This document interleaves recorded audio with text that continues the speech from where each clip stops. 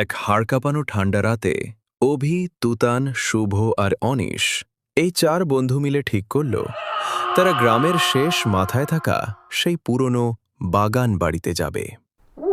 শোনা যায় সেখানে নাকি নিশিরাত হলে নূপুরের আওয়াজ পাওয়া যায়।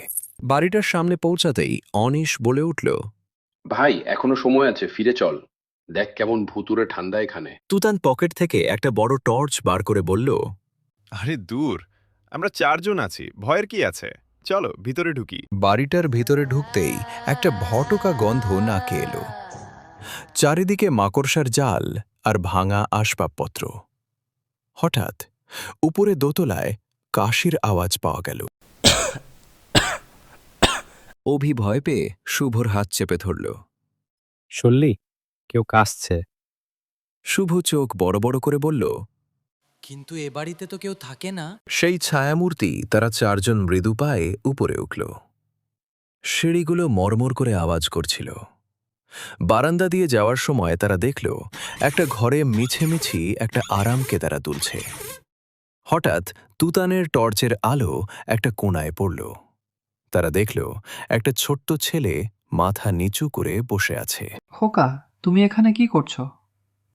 আমার বলটা হারিয়ে গেছে, তোমরা কি খুঁজে দেবে? বন্ধুরা ভাবল হয়তো গ্রামের কোনো বাচ্চা রাস্তা ভুলে চলে এসেছে। কিন্তু যখনই ছেলেটি মাথা তুলল তারা দেখল তার চোখগুলো ধকধকে আগুনের মতো জ্বলছে। পালানো নয়, সাহস। শুভ সাহস করে বলল, আমরা তোমায় ভয় পাই না, তুমি কে? ছেলেটি হঠাৎ হা হা করে হেসে উঠল আর ঘরের দেয়াল দিয়ে হেঁটে উপরে উঠে গেল। এটা দেখেই চার বন্ধু একসাথে চিৎকার করে নিচে দৌড় দিল। নিচে নেমে তারা দেখল দালানে একটা পুরনো ফুটবল পড়ে আছে। অভি ফুটবলটা নিয়ে জোরে বাড়ির ভেতর ফেলে দিয়ে বলল, এই নাও তোমার বল, আমাদের আর দেখা পাবে না। তারা যখনই বাগান বাড়ির গেটের বাইরে এলো দেখল পিছন থেকে ছেলেটি বারান্দাতে দাঁড়িয়ে হাত নাড়ছে। ভয় থাকলেও চার বন্ধু বুঝতে পারল যে বন্ধুত্ব থাকলে যতই হান্টেড জায়গা হোক না কেন বিপদ থেকে বাঁচা যায়।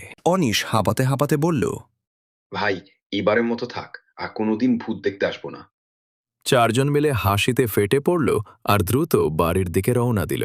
সার কথা, বিপদ যত বড়ই হোক না কেন যদি পাশে বিশ্বস্ত বন্ধু থাকে তবে সেই বিপদকেও অভিজ্ঞতার একটি রঙিন গল্পে পরিণত করা যায়। আজকের মতো এখানেই শেষ করছি। ভিডিওটি ভালো লাগলে লাইক দেবেন আর চ্যানেলে নতুন হলে অবশ্যই সাবস্ক্রাইব করবেন। দেখা হচ্ছে পরের ভিডিওতে, ততক্ষণ ভালো থাকুন, সুস্থ থাকুন, ধন্যবাদ।